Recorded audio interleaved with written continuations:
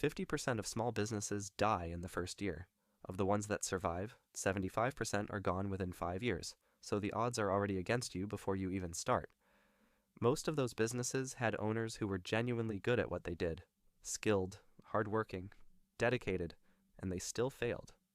There is one reason this keeps happening, and once you see it, you will understand why most small businesses never make it past year 5. Part 1. The Trap. Picture this. You work for someone else. You're good at what you do. Genuinely good. Your boss knows it. Your clients know it. You're probably the best person on the team, but you're tired. You're underpaid. Your boss takes the credit. One afternoon he gives you an extra project with no extra pay, and something snaps. You think, I do all the work anyway. I know the clients. I have the skills. Why am I making him rich? So you quit. You start your own thing. The first few weeks feel like freedom. You pick your clients. You set your prices. You do the work you are proud of. Then month 3 arrives. A client does not pay on time. You chase the invoice. You have never done this before. You spend half a day figuring out how to write a formal payment request. Tax time comes. You have been keeping receipts in a plastic bag. The accountant charges you extra because the records are a mess. You need to advertise. You have never run an ad. You try something, it does not work. You lose money. You need help, so you hire someone. You pick the wrong person. It takes 4 months to figure that out. You are now working 14 hours a day. You are doing the actual work for maybe 4 of those hours. The other 10 hours you are doing things you were never trained to do and that do not pay you directly. Here is what actually happened. You did not start a business. You gave yourself a job. A worse job than the one you left. Your old job had a salary when you were sick. This one stops the moment you stop. You were running away from your boss. Now, the business is your boss. And it is worse than any boss you ever had because it never sleeps, never takes a day off, and never lets you go home. Part 2.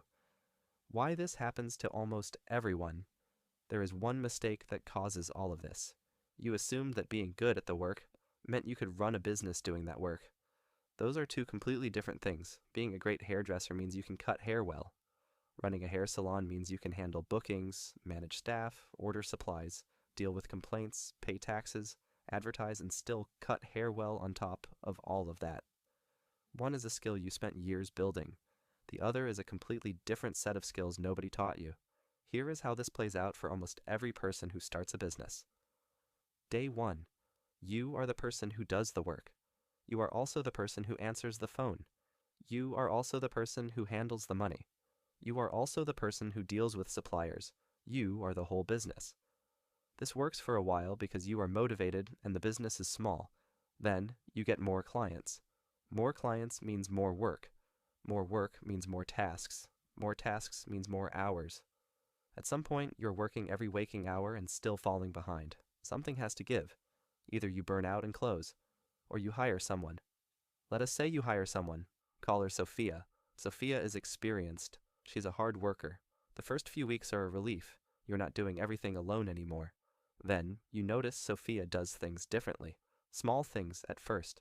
The way she talks to clients is slightly off. The way she files things is not the way you would do it. You let it go because you are busy. Then bigger things start going wrong. Clients complain. Deadlines get missed. Quality slips. You go to check what happened and you realize your business does not look like your business anymore. It looks like Sophia's version of your business. You panic. You take everything back. You fire Sophia, or you just stop giving her responsibility. You go back to doing everything yourself, and you're right back where you started. This loop, doing everything, getting overwhelmed, hiring someone, losing control, taking it all back. This is how most small businesses spend their entire existence, growing to the point of chaos, shrinking back to the point of exhaustion over and over for years. Part 3. The question that changes everything. Here is a question. If you got sick tomorrow and could not work for 30 days, what would happen to your business? Be honest. For most small business owners, the answer is everything would stop. Clients would not be served. Money would stop coming in. The whole thing would be on pause until they came back. That means the business only exists because they personally show up every day. Now think about a car wash. The person who owns a car wash does not wash every car personally. They built a setup. There is a process for how cars come in, how they get washed, how payment happens, how quality gets checked. The owner is not scrubbing every door panel with their own hands. They built the setup once. Now the setup does the work. The owner just makes sure it keeps running. Or think about a pharmacy. The pharmacist who owns a pharmacy is not personally handing every pill to every customer. There is a counter system, a dispensing process, a stock ordering schedule, a way to handle prescriptions. Other people follow those processes. The owner built those processes. Your business needs to work the same way.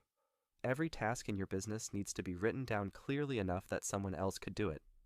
Every step, in order, with enough detail that a capable person who has never worked with you before could read it and get the right result. Right now, for most small business owners, all of that knowledge lives in their head. Nobody else has access to it. The moment the owner disappears, the knowledge disappears with them. That is the problem. And the fix is simple to describe, even if it takes time to do. Write it down. Part 4. Why nobody does this.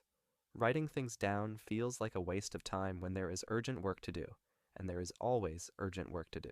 A client needs something now. A supplier has a problem today. An employee has a question this morning. Every single day is full of things that feel more urgent than sitting down and writing out how things work. So the writing never happens. The knowledge stays in the owner's head. The owner stays trapped doing everything themselves because nobody else knows how. Here is the thing.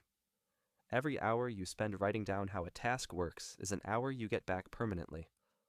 If it takes you 1 hour to write down how you handle a new client inquiry, and that process happens 5 times a week, you have just saved yourself 5 repetitions of that mental effort every week, forever.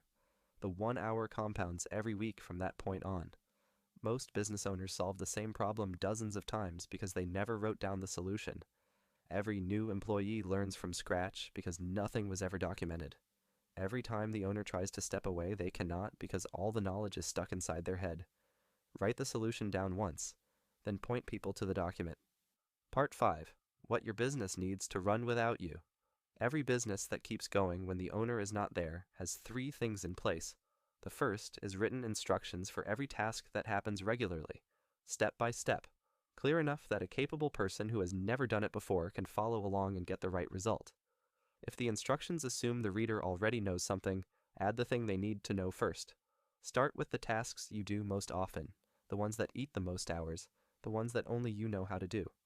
Write those first because those are the ones keeping you stuck. The second is people who know exactly what their job is and can do it without calling you every hour. Most small business owners hire someone and then explain things verbally as they go. This creates a person who can do the job while the owner is watching. The moment the owner walks away, the person is guessing. When you have written instructions, the new person follows the instructions. When they get confused, the instructions have a gap. You fix the gap. The next person gets better instructions. Over time, the people around you need you less and less for the day-to-day work. You become the person who fixes the big problems, not the person who explains the same small things over and over. The third is a way to see what is happening in your business without being there. Simple numbers: how many new clients came in this week, how many bookings happened, how long jobs took, where money came in and where it went out. Most small business owners only know how things are going by walking around and seeing it with their own eyes. The moment they are not there, they have no idea. By the time a problem gets big enough that they notice it, it has been going on for weeks. Simple numbers tell you what is happening while you are somewhere else. Part 6. How to start today. Pick one task, just one. The task you do most often that nobody else in your business knows how to do. Maybe it is how you respond to a new client. Maybe it is how you place a supplier order. Maybe it is how you handle a complaint. Write down every single step involved in doing that task.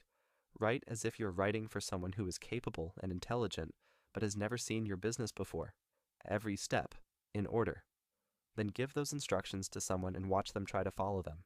Every place they get confused is a place your instructions are incomplete. Fix it. Try again. One task, written down, tested, improved. Then the next task. Then the next. 6 months of doing this consistently and you have something most small businesses never build. A real guide for how your business works. Something that lives outside your head. Something that survives you taking a holiday, getting sick, or eventually stepping back completely. With that guide, hiring gets easier, training takes less time. Quality stays consistent even when you're not watching. You become the person who checks in and improves things, not the person who does everything every day just to keep the lights on. The ending. Anna the hairdresser is 3 years into her business. She works 10 hours a day. She loves cutting hair, and she is exhausted by everything else.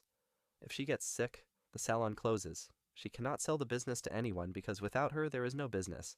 There is just a chair and some scissors.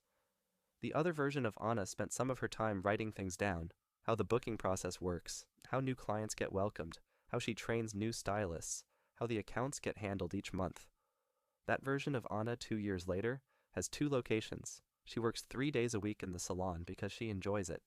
The rest of the time she's checking the numbers, fixing problems, and looking for the next location.